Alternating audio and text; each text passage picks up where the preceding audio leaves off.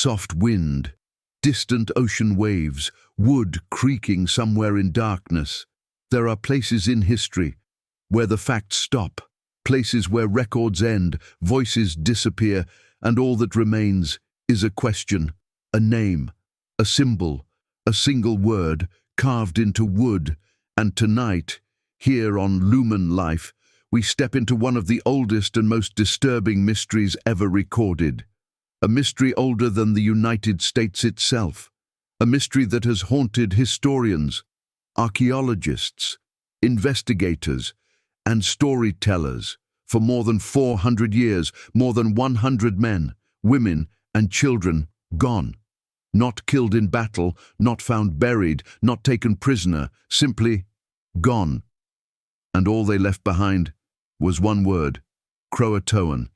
Before we begin, if stories like this fascinate you, if you're drawn to the mysteries history still refuses to explain, subscribe to Lumen Life and join a community of curious minds, choosing to look deeper, ask harder questions, and see what others overlook. Now, turn down the lights and come with me to the edge of the known world. The year is 1587. Europe is restless, empires are expanding, kings are hungry, maps are unfinished, and beyond the Atlantic lies a continent that few Europeans truly understand. To England, this new land represents something powerful: opportunity, wealth, territory, and perhaps most importantly, a chance to challenge the growing dominance of Spain. At the center of that ambition stands one man, Sir Walter Raleigh, a court favorite, a soldier, a dreamer, and a man obsessed with creating England's first permanent colony in the New World. But Raleigh isn't coming himself. Instead, he sends families, farmers, craftsmen, builders, mothers, children, ordinary people, 115 souls, not soldiers, not conquerors, settlers.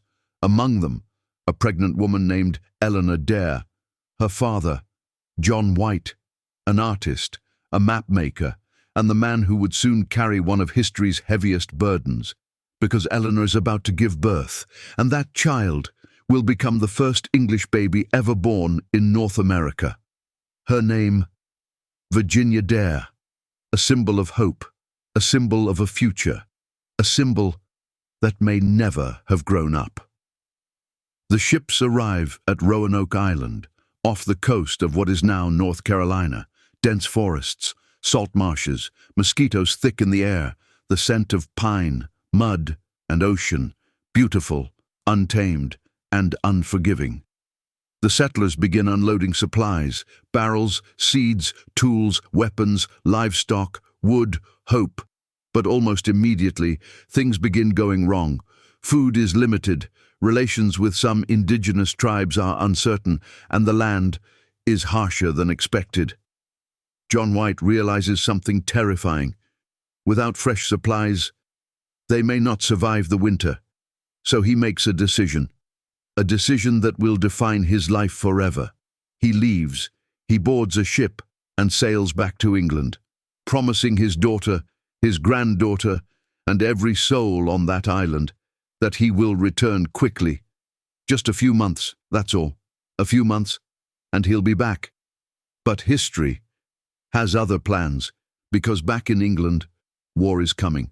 The threat of Spanish Armada consumes the nation. Ships are seized, resources are redirected, every available vessel is needed, and John White waits and waits and waits.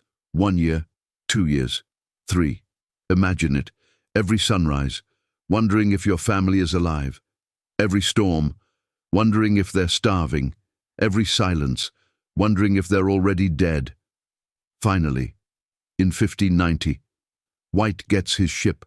He crosses the Atlantic, through storms, through uncertainty, through hope. He approaches Roanoke, and as the shoreline emerges through the morning mist, he expects to hear voices, children, axes, dogs barking, smoke rising, life. Instead, he hears nothing, not silence, something worse, absence. The landing party steps ashore, weapons ready, eyes scanning, heart pounding, and what they find changes history forever.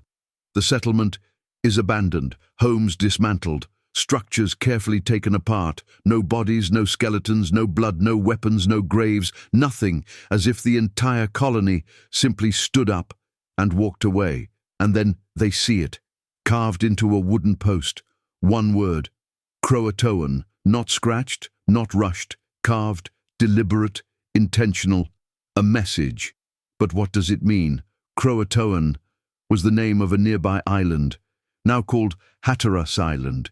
It was also the name of an indigenous people, allies, traders, neighbors. So, was it a destination, a clue, a warning, or the last word of a dying colony?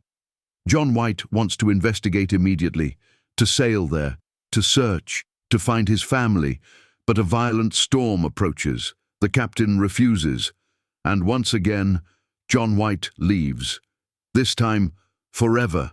He never sees his daughter again, he never learns what happened to his granddaughter, and he dies.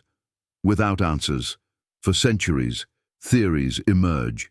Some say the settlers were massacred, others say disease, starvation, mutiny, assimilation, abduction, war, even supernatural explanations. But evidence has always been frustratingly incomplete, until archaeology begins speaking. Modern excavations uncover pottery, English metal tools, weapon fragments, jewelry, far from Roanoke, deep inland, near indigenous settlements, and suddenly the mystery shifts. What if they weren't murdered? What if they adapted? What if survival meant surrendering identity to become something new? Experts study maps drawn by John White himself.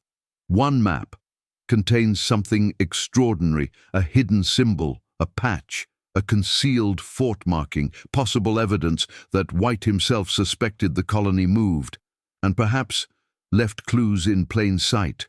And then, DNA researchers enter the story, tracing bloodlines, examining oral histories, listening to tribes who tell stories of pale-skinned ancestors, blue-eyed descendants, European features, stories passed quietly for generations. Could Roanoke still live, not in graves, but in people?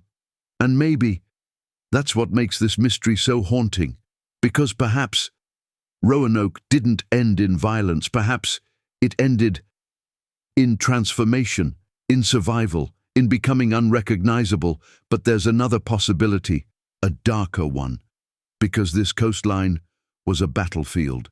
Spanish scouts, privateers, disease, famine, raids, political sabotage, empires at war, and one vulnerable colony caught in the middle. Could they have been erased, not by mystery, but by history itself? 4 centuries later, no mass grave, no final diary, no confirmed remains, just fragments, whispers, artifacts, and one carved word, croatoan, and maybe that's why Roanoke refuses to die. Because deep down, this isn't just about colonists or maps or archaeology. It's about something human, the fear of disappearing, the fear that one day, everything we build, everything we love, everything we call home could vanish, leaving behind only a name, a mark, a question. So what happened on that island? Did they integrate? Were they slaughtered? Did they move inland and begin again? Or did history bury something darker? Tonight, we still don't know. And maybe that's exactly why we keep searching.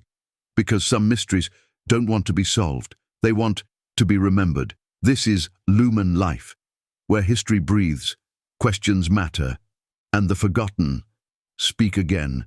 If this story stayed with you, subscribe to Lumen Life and join a community of curious minds, choosing to look deeper. Until next time, stay curious.